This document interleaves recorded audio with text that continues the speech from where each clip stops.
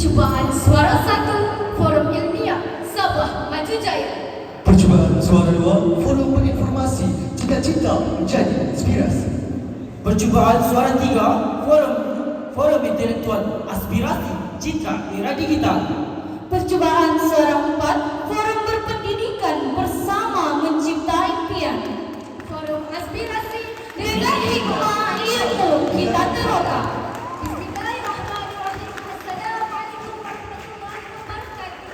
Salam muhibah dan senyuman manis kami pancarkan dalam pertandingan forum Piala Datuk Seri Panglima Asri Majud, anjuran Persatuan Pembimbing Rakan Sebaya Semekang Aspirasi dengan kerjasama Kementerian Pendidikan Malaysia serta sokongan penuh daripada Yang Berhormat Datuk Seri Panglima Asri Majud, Ahli Perlibat B179 Ranau selaku Menteri Kewangan Negeri Sabah dan merangkap Menteri Kerajaan Tempatan dan Perumahan Negeri Sabah yang sedang berlangsung di Dewan Asyafi'i Sekolah Menengah Kebangsaan Agama Muhammad Ali Ranau. Yang dihormati pegawai-pegawai kerajaan, ahli-ahli panel, guru-guru, rakan pelajar seterusnya, para hadirin sekalian. InsyaAllah, pada hari ini, saya Nurfaiza binti Sazali akan menemani anda selaku pengerusi majlis sepanjang sesi forum ini berlangsung. Hadirin serta ahli-ahli panel sekalian, Sabah Maju Jaya, realiti atau ilusi. Begitulah tajuk forum kita pada hari ini. Sidang hadirin, tahukah anda impak pandemik COVID-19 pada tahun awal 2020 telah menyebabkan pertumbuhan ekonomi dunia dan ekonomi negeri kita sendiri agak lemah dengan mencatatkan KDNK 2019 sebanyak RM85.4 bilion dan merekodkan penyejupan pertumbuhan pada tahun 2020. Oleh itu, Hala 7 Sabah Maju Jaya dirangka bagi membantu melonjakkan ekonomi negeri Sabah ke tahap yang lebih tinggi. Maka bersama-sama saya bagi membincangkan topik pada hari ini ialah 3 orang ahli panel kita yang dijemput khas daripada Sekolah Menengah Kebangsaan Pupuk Sempurna Sabah. Hadirin sekalian, tak kenal maka tak cinta, tak cinta maka tak mesra. Kita perkenalan dahulu dengan ahli panel kita yang pertama di sebelah kanan saya. Wah, memegang jabatan sebagai pengurusi Pusat Sumber Al-Fatih Sekolah Menengah Kebangsaan Pupuk, iaitu Saudara Hasnizam bin Abdullah. Assalamualaikum saudara. Waalaikumsalam warahmatullahi. Seterusnya kita beralih pula kepada ahli panel kedua, Ketua Pelajar Sekolah Menengah Kebangsaan Pupuk, berkarisma orangnya, iaitu Saudara Azmar bin Bijak. Apa khabar saudara? Alhamdulillah, sihat tenaya. Saudari pengerusi pula bagaimana? Syukur, masih diberi kesihatan yang baik saudara. Akhir sekali, ahli panel kita yang ketiga di hujung sana, cantik jelita orangnya, tokoh nilam Sekolah Menengah Kebangsaan Pupuk, iaitu Saudari Nur Atika Serina binti Ahid. Selamat datang saudari. Terima kasih saudari pengerusi. Kembali. Terima kasih sekali lagi diucapkan kepada ahli-ahli panel kerana sudi hadir bagi berkongsi idea dalam forum pada hari ini. Hadirin sekalian, percaya kepada konsep masa itu emas. Ayuh kita mulakan gelanggang bicara. Baiklah, saudara Hasniza, bagi memulakan forum pada hari ini, bolehkah saudara jelaskan serba sedikit tentang Hala 7 Sabah Maju Jaya? Dipersilakan saudara. Terima kasih saudari pengerusi. Bismillahirrahmanirrahim. Rakan-rakan panel serta penonton yang dihormati. Baiklah, saya terus menjawab kehendak saudari pengerusi sebentar tadi, iaitu tentang Hala 7 Sabah Maju Jaya. Sebenarnya, benar kata seperti saudari pengerusi sebentar tadi, Hala 7 Sabah Maju Jaya dirangka bagi membantu melonjakkan ekonomi negeri Sabah. Untuk tujuan itu, tiga sektor utama, iaitu sektor pertanian, perindustrian dan pelancongan diberikan keutamaan dalam pelan pembangunan ini, termasuk jaringan infrastruktur serta modernisasi dan kesejahteraan rakyat. Di samping itu, 5 pemboleh daya, iaitu kemampuan fizikal, kemudahan kewangan, kecemerlangan, tadbir urus yang berintegriti serta kerajaan digital juga diberikan tumpuan utama bagi menyokong tumpuan-tumpuan utama tersebut. Oleh itu, jelaslah kesemua tumpuan utama serta pemboleh daya tersebut akan membantu melonjakkan pembangunan golongan masyarakat. Saya rasa cukup setakat ini terlebih dahulu sebagai pembuka. Kembali kepada penerusi. Terima kasih saudara Hasni Sam atas penjelasan sebentar tadi. Nampaknya hadirin, berdasarkan penjelasan saudara panel pertama sebentar tadi, Hala 7 Sabah Maju Jaya sebenarnya suatu rangka plan strategik, tuntas, kompleks dan bersifat menyeluruh. Hebat ya saudara.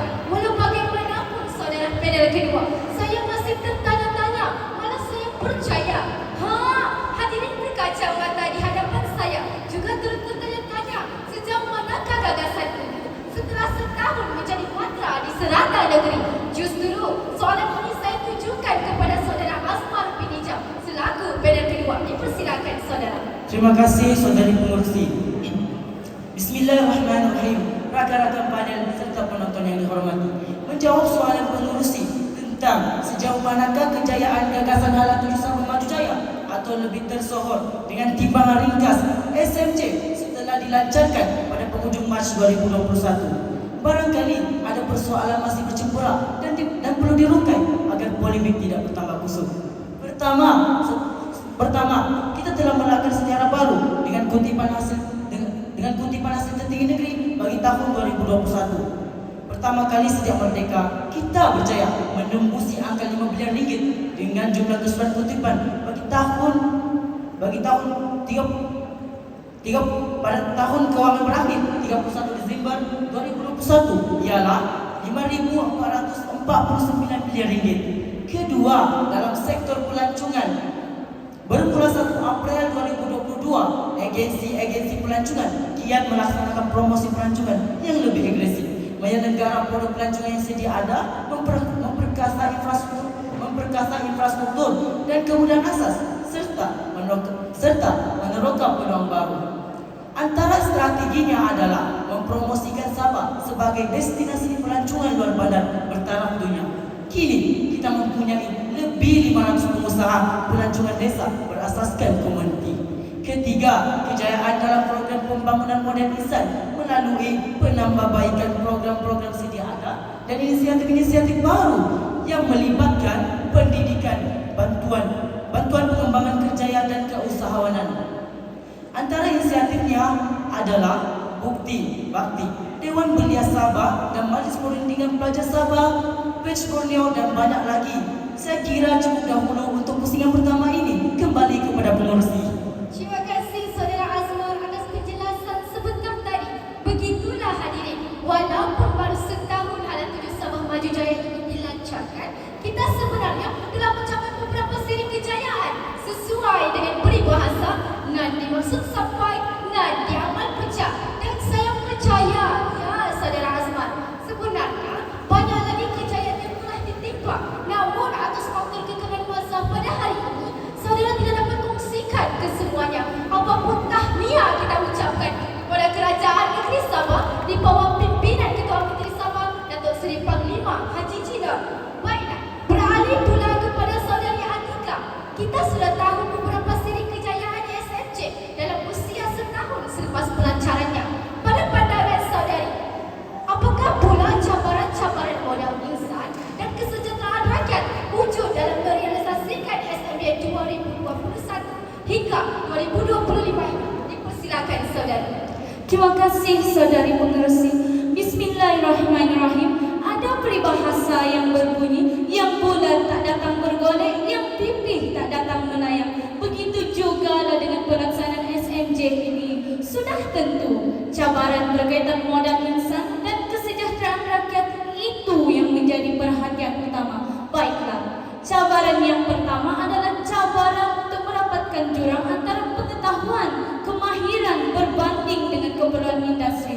Jurang ini jugalah yang telah mewujudkan ketidakpadanan antara penawaran dan permintaan dalam pasaran pekerjaan. Kadar pengangguran di Sabah adalah pada kadar 5,8% bersamaan dengan 112,000 jumlah penganggur berbanding dengan 4,9% pada tahun 2014. Yang kedua adalah cabaran berkaitan kadar kemiskinan di Sabah yang masih lagi menghantui para pemimpin kita di Sabah. Sabah mencatatkan kadar kemiskinan tertinggi yaitu pada kadar 19,5% berbanding dengan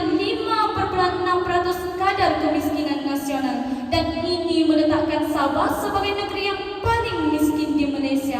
Antara daerah Sabah yang mencatatkan kadar kemiskinan tertinggi iaitu daerah Tongon, Pitas dan Kota Marudu. Yang ketiga adalah cabaran berkaitan kesejahteraan rakyat iaitu isu perumahan. Menurut rekod, terdapat 235 koloni dengan 23.469 buah rumah setinggan yang diduduki oleh 168.247 orang penduduk. Selain itu, terdapat 466 buah sekolah taif yang dikenal pasti tidak selamat untuk digunakan. Hal ini menyebabkan para pelajar tidak dapat menikmati pembelajaran dengan sempurna dan selesa. Saya rasa cukup setakat itu. Kembali kepada saudari pengerusi. Terima kasih saudari Atika atas penjelasan sebentar tadi. Baiklah, bagi hadirin yang baru saja mengikuti diskusi pada hari ini, kami sedang membincangkan topik Sabah Maju Jaya, realiti atau ilusi. Selamat datang kami ucapkan. Hadirin sekalian, tugas dan tanggungjawab untuk bersama-sama menyambut seruan SMJ ini masih menjadi persoalan penting di negeri kita. Kebiasaannya, masyarakat dengan mudah menunjuk jari kepada pihak kerajaan semata-mata. Masyarakat lupa apabila satu jari menunjuk ke arah kerajaan, sebenarnya 4 jari lagi terarah kepada diri kita sendiri. Jadi saudara Azman, Ya saya. pada pandangan saudara, siapakah yang berperanan penting dalam menyahut seruan SMJ ini? Dipersilakan saudara. Soalan yang cukup baik. Terima kasih kepada saudari pengerusi. Baiklah, bagi menjawab soalan ini, saya suka untuk melihat tanggungjawab warga belia di negeri ini untuk tidak segan memberikan tumpuan kepada kemahiran. Hal ini dikatakan demikian kerana kerajaan memberikan penumpuan pada kemahiran pendidikan dan latihan teknikal dan vokasional selari dengan usaha mengembangkan sektor perindustrian dan melahirkan lebih banyak tenaga mahir. Seterusnya, mengurangkan kebergantungan kepada pekerja asing. Kalau bukan kita warga belia yang isi, siapa lagi? Ayo semua. Saya cukup setakat ini. Kembali kepada pengerusi. Terima kasih saudara Azmar atas penjelasan sebentar tadi. Maafkan saya saudari pengerusi. Boleh saya menambah sedikit idea berkaitan persoalan saudari pengerusi sebentar tadi? Ya, sebaiknya begitu saudari. Kecil tapak tangan, niru saya tanyakan. Silakan saudari. Terima kasih saudari pengerusi. Saya bersetuju dengan pendapat saudara Azmar sebentar tadi. Walau bagaimanapun, pada pendapat saya, kita juga haruslah menyokong inisiatif kerajaan Sabah yang telah membangunkan kapasiti berasaskan revolusi perindustrian 4.0. Selain itu, kerajaan Sabah juga telah membangunkan digital IoT sandbox di bawah bulan pembangunan SMJ bagi membuktikan kesungguhan kerajaan dalam membudayakan bidang sains, inovasi dan teknologi. Seterusnya saudara, maka kita sebagai rakyat golongan muda haruslah berusaha untuk memanfaatkannya. Bak kata pepatah, kalau tidak dipecahkan ruyung, manakan dapat sagunya. Sekian, terima kasih. Sekali lagi saya ucapkan terima kasih kepada kedua-dua ahli panel atas perkongsian dan pencapaian idea yang cukup bernas sebentar tadi. Baiklah, saudara Hasniza, saya lihat dari tadi saudara sepertinya ada sesuatu yang ingin dikongsikan. Saya pasti saudara punya pendapat tersendiri berkaitan persoalan yang sedang kita kupaskan. Dipersilakan saudara. Terima kasih saudari pengerusi. Saya tertarik dengan pandangan saudari Atika sebentar tadi. Beliau menyatakan kita selaku golongan muda perlu memberikan sokongan terhadap inisiatif kerajaan berkaitan pembudayaan teknologi. Saya setuju. Namun pada pengamatan saya, pihak kerajaan perlu terlebih dahulu memberikan tumpuan dan perhatian terhadap penyediaan infrastruktur sistem jalur lebar yang lebih baik.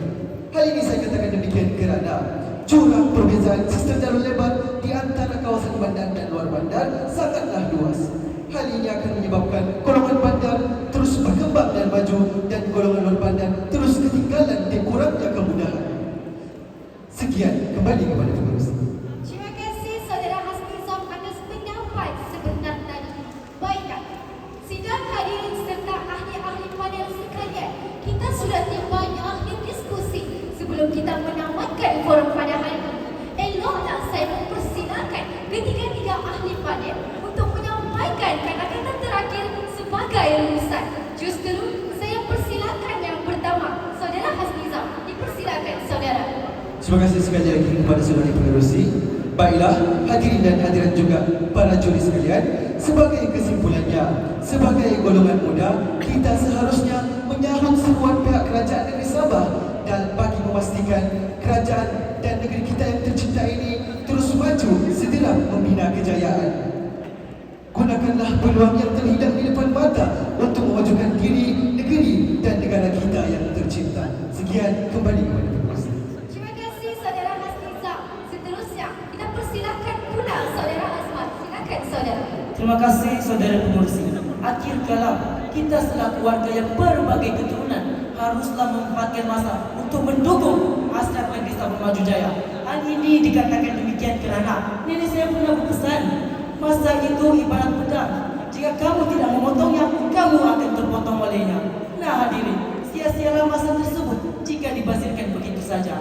Maka kita semua hendaklah serupun bakseri, seikat berserai demi memajukan negeri kita yang tercinta ini. Sekian, terima kasih. Terima kasih saudara. Jadi, bagaimana pula dengan saudari Atika? Dipersilakan saudari.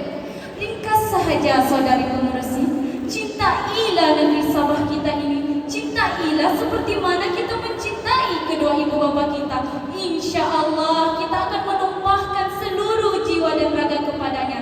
Percayalah, sesungguhnya peranan kita sebagai rakyat di negeri Sabah ini memainkan peranan yang amat penting dalam menentukan jatuh atau bangunnya negeri Sabah kita ini.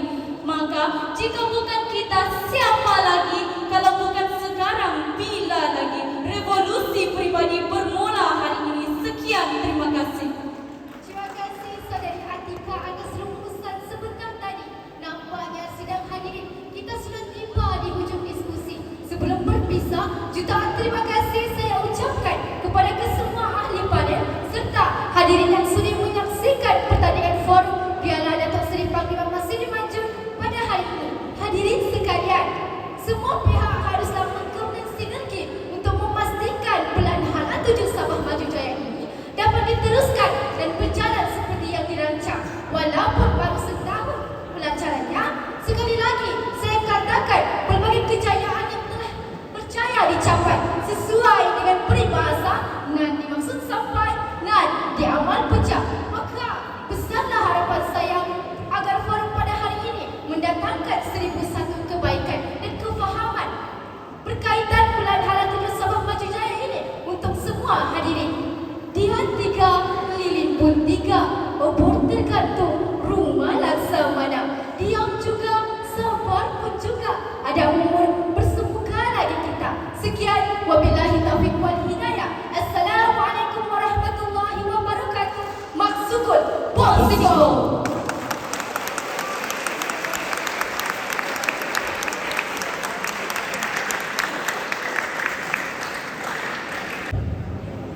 Bismillahirrahmanirrahim. Assalamualaikum warahmatullahi wabarakatuh. Salam ukhuwah, salam keluarga Malaysia dan selamat bertemu kembali. Hadirin hadirat serta ahli-ahli panel sekalian. Pergi ke Pekan Ranau, berjalan-jalan melihat keindahan. Terima kasih kami ucapkan atas persoalan yang diajukan. Soalannya berbunyi begini. Apakah usaha pihak kerajaan dalam mencapai cabaran modal insan?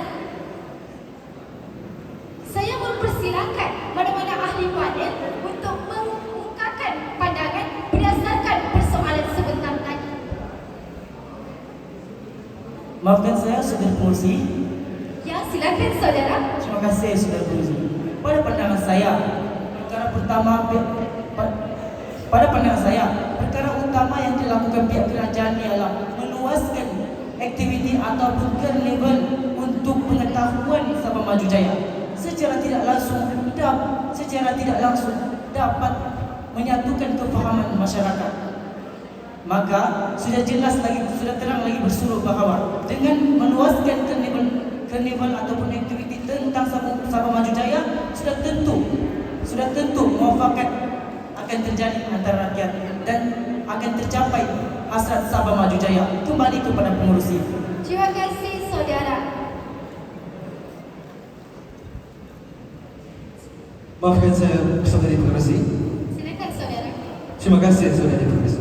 Baiklah, pada pendapat saya, sebagai seorang pelajar khususnya juga merupakan pengerusi perpustakaan Al-Fatih Sekolah Menengah Kebangsaan Bumbung, saya akan menggunakan perpustakaan sebagai medium untuk berkongsi dan menyebarkan maklumat tentang Sabah Maju Jaya. Hal ini saya katakan demikian kerana perpustakaan merupakan medium yang paling sesuai bagi saya berkongsi tentang apa sebenarnya tujuan Hala Tuju Sabah Maju Jaya, juga bagi mengongsikan kejayaan yang telah dicapai oleh Hala Tuju Sabah Maju Jaya setahun selepas pelaksanaan. Sebagai contoh, saya akan mengambil masa 2 hingga 5 minit untuk berkongsi dan bersama-sama dengan pelajar warga ataupun warga Sekolah Menengah Kebangsaan Bumbung tentang berkongsi tentang Hala Tuju Sabah Maju Jaya dan menerapkan kepentingan apa yang akan didapat sekiranya bersatu padu dalam membentuk model insan. Dengan itu saya berharap dengan cara saya ini pelan pembangunan SMJ ini terus berjalan lancar seperti yang dirancang bagi membentuk dan memberikan manfaat kepada seluruh rakyat di negeri Sabah. Sekian, terima kasih. Terima kasih saudara. Jadi bagaimana pula dengan saudari Atika? Dipersilakan saudari. Terima kasih saudara pengerusi. Pada pendapat saya pula, usaha yang boleh dilakukan oleh kerajaan dalam menempuhi cabaran berkaitan modal insan adalah kerajaan seharusnya memantapkan lagi sistem daripada Kementerian Pendidikan. Tak tumbuh, tak melata, tak sungguh saya tak kata hal ini kerana telah dibuktikan bahawa modal insan itu terbina semenjak kita dari modal insan itu telah terbina apabila kita melalui sistem pendidikan semenjak sekolah rendah sehingga ke sekolah menengah lagi. Maka jelas dan nyatalah bahawa melalui Kementerian Pendidikan apabila diutuhkan sistem itu, kita akan melahirkan modal